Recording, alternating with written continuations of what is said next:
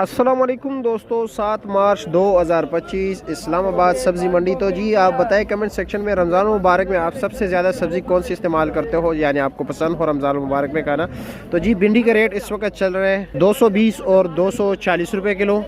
और बंद गोभी का रेट चल रहा है जी 30 और 40 रुपये किलो, और गाजर का रेट चल रहा है जी 30 और 40 रुपये किलो, और ये लीजिए पकौड़ों वाला मिर्च जो है 120 रुपये किलो है, और फूल गोभी का रेट है जी 40 रुपये किलो, पुदीना रेट है जी 80 रुपये दर्जन, और अरबी का रेट है जी 180 रुपये किलो, टिंडे का रेट है जी 70 और 80 रुपये किलो, और चाइना गाजर आपको मिलेगी जी 80 रुपये किलो, शलजम 40 रुपये किलो जी, खीरा आपको मिलेगा जी 80 रुपये किलो, चुकंदर आपको जी 80 रुपये किलो मिलेगी जी, और शिमला 120 रुपये और 100 रुपये किलो है। गोल बैंगन का रेट है जी 100 और 120 रुपये किलो, और लौकी का रेट है जी 80 रुपये किलो, माड़ू का रेट है जी 90 और 100 रुपये किलो।